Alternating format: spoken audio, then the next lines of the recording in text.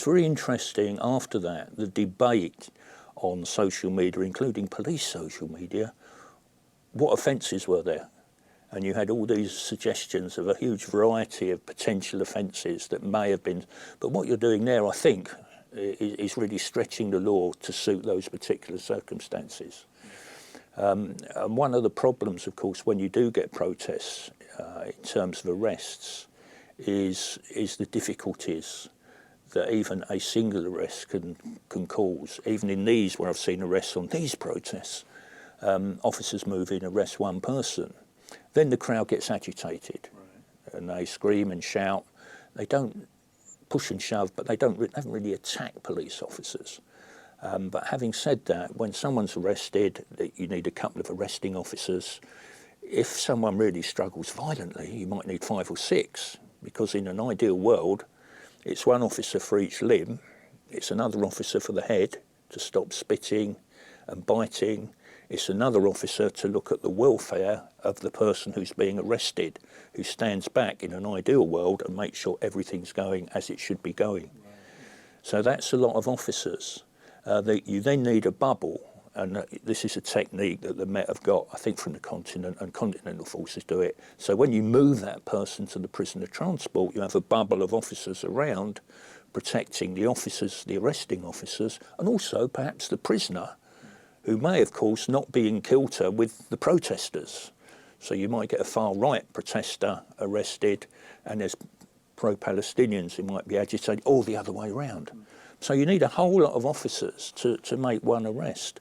Of course, these days everyone's got a mobile phone. I bring mine out.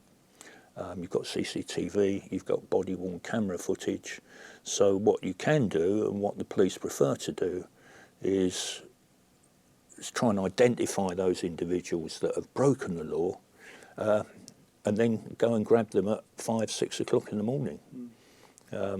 That's the preferable way of doing it. Making mass arrests is difficult. Then they've got to go to some custody suite somewhere.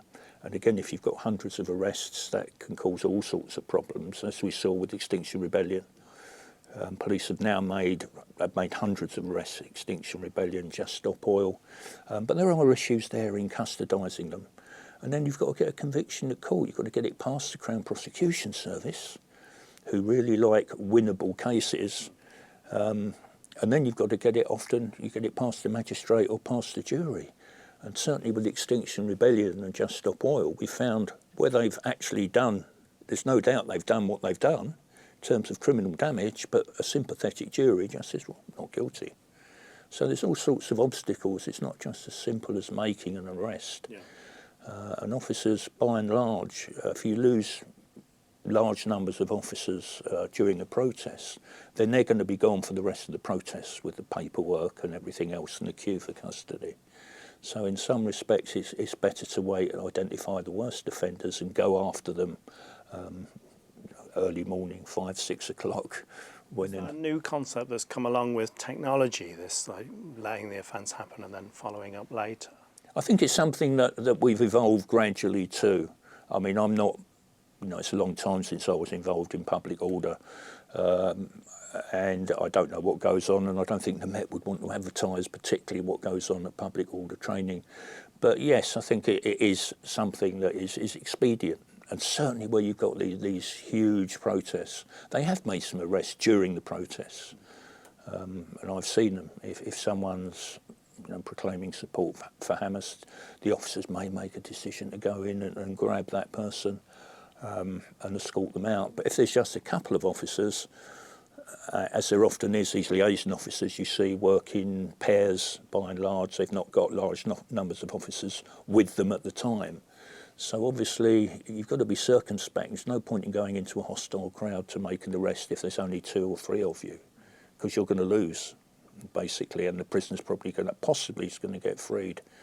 So I think these days, with all the technology there is, then that's the preferred option. You can have a good look at the footage. You can maybe consult with your own legal people, maybe with the CPS, informal consultations. Do we go with this? And then you move and you arrest the person, and you've got the evidence that you need. And if it's on film, it's incontrovertible, but that still doesn't mean you're going to get a conviction.